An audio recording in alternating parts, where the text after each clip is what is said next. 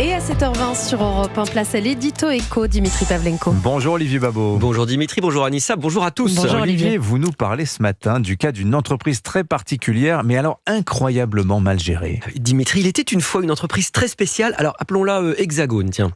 Voilà des décennies que son conseil d'administration a du mal à désigner ses dirigeants. À chaque fois qu'il pense avoir la bonne équipe de direction, il s'en lasse rapidement, la change. Difficile d'avoir une stratégie cohérente. Alors il faut dire qu'Hexagone va mal, va très mal. Rendez-vous compte, voilà presque 50 ans qu'elle accumule les pertes. Alors que chaque année, ses ventes lui rapportent 100 en chiffre d'affaires, elle dépense environ 155, ce qui l'oblige à emprunter la différence. Elle a ainsi plus de 1000 en dette totale. Cette dette lui coûte de plus en plus cher en intérêts. Les prêteurs commencent à être inquiets, tout le monde devient fébrile, même si certains continuent à expliquer qu'il suffit d'augmenter les prix et les clients paieront. Mais c'est quoi le problème de cette entreprise Hexagone, Olivier? Elle vend pas assez ou bien ses coûts sont trop importants? Alors, côté vente, c'est amusant, elle est en quasi-monopole. Elle a la chance d'avoir une clientèle captive. Les gens sont obligés d'avoir recours à ses services. Mais même avec ça, ou à cause de ça justement, la qualité de ses services se dégrade sans cesse alors que leur prix augmente. Du coup, la révolte gronde. En fait, son gros problème, ce sont ses coûts de production.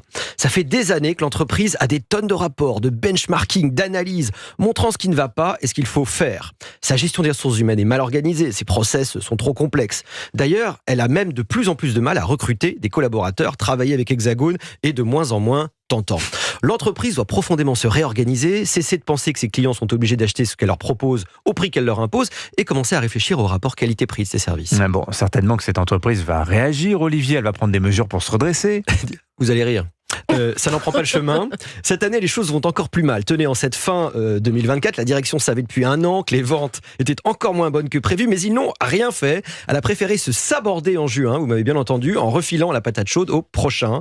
Ensuite, le conseil d'administration a perdu plus de 2 mois pour nommer la nouvelle équipe dirigeante. Bon, et vous nous dites que cette nouvelle équipe ne va toujours pas reprendre les choses en main. Non, mais vous n'allez pas me croire, mais arrivée aux affaires, cette nouvelle équipe se garde bien d'entamer les restructurations nécessaires et attendues. Elle a essayé de le faire croire en disant qu'elle allait baisser ses coûts de production, mais en fait, c'était une entourloupe. Elle va juste moins les augmenter que prévu en 2025. Elle appelle ça une baisse, mais le poteau rose a été vite découvert. La solution de facilité, c'est une nouvelle fois, comme elle a toujours fait, d'augmenter les prix, de rançonner ses clients au risque d'accroître leur mécontentement. Certains d'entre eux, ceux qui ont le plus de moyens, parviennent même à s'échapper. Du coup, certains chez Hexagone rêvent d'un dispositif qui empêcherait ceux qui le veulent de changer de crèmerie. Pas besoin d'être un spécialiste de gestion d'entreprise pour comprendre que tout ça va très mal finir. Alors évidemment, toute ressemblance avec la gestion d'un pays que nous aimons serait l'effet de notre esprit mal tourné. Comment pourrait-on être collectivement assez bête pour que cette histoire soit vraie? C'est vrai, nous serions vraiment stupides de le croire. Merci beaucoup. Signature Europe, Olivier